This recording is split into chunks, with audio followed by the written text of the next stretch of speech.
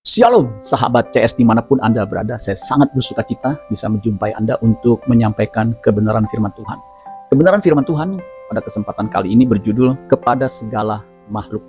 Kepada segala makhluk. Apa yang dimaksud dengan makhluk di sini? Siapa sebenarnya yang dimaksud dengan makhluk di sini? Ya.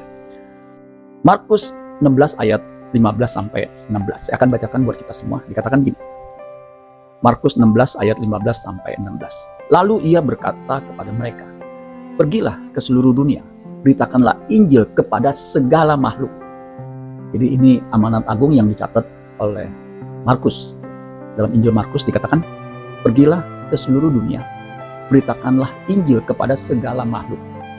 Ini sejajar dengan Matius 28 ayat 19 sampai 20.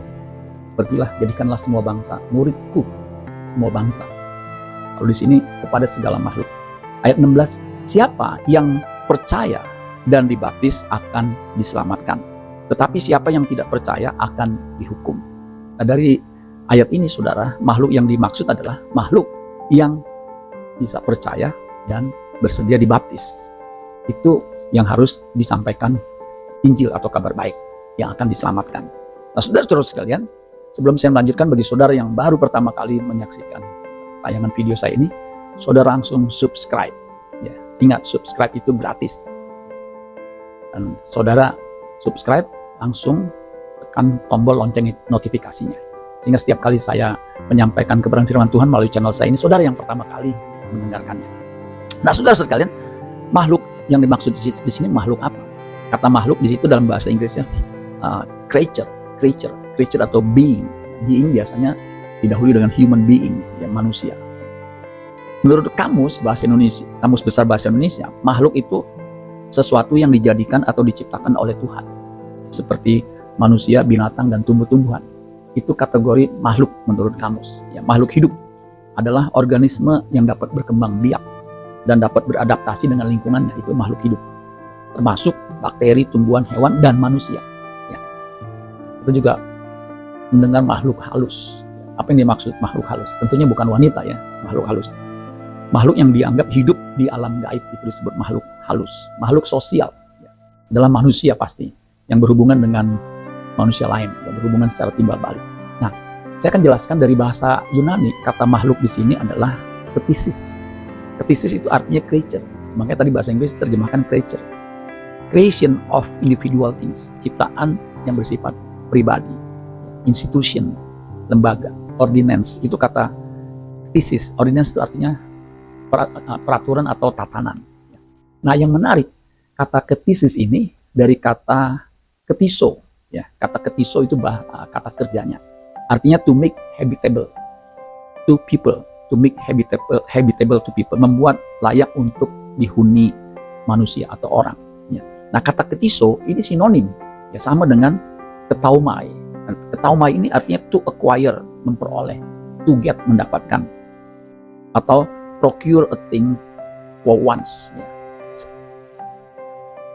Procure a thing for oneself, mencari atau mendapatkan sesuatu untuk dirinya sendiri, ya. To possess, memiliki, to marry a wife, menikahi seorang istri. Nah, kalau kita lihat, ya, secara etimologis, kata ktisis, kata makhluk di sini bukan yang dimaksud adalah bukan makhluk seperti binatang, bakteri, atau makhluk hidup yang dimaksudkan.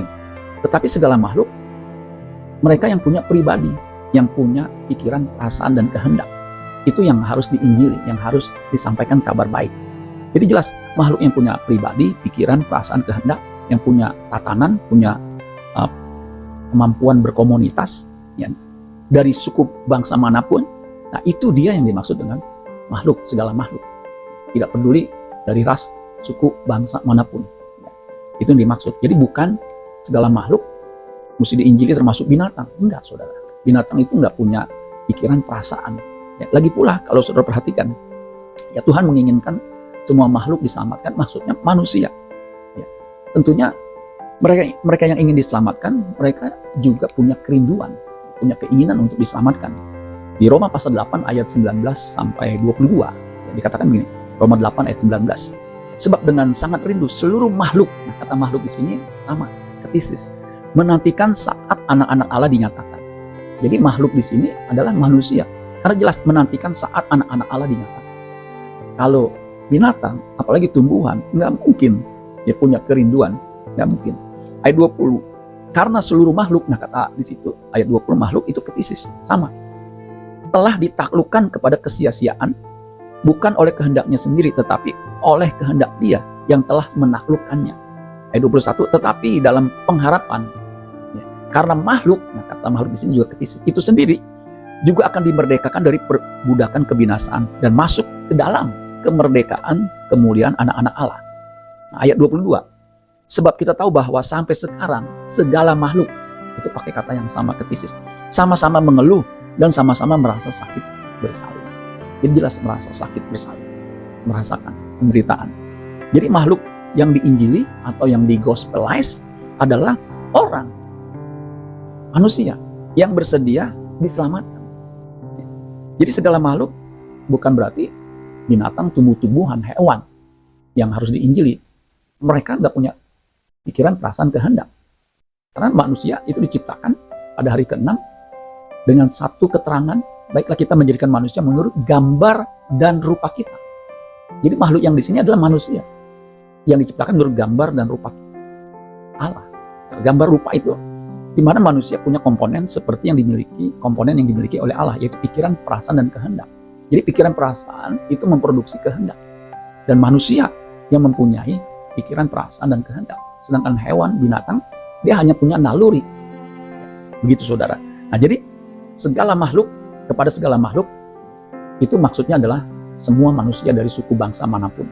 Nah itu yang kita harus sampaikan Injil. Makanya pergilah ke seluruh dunia, beritakanlah Injil kepada segala makhluk.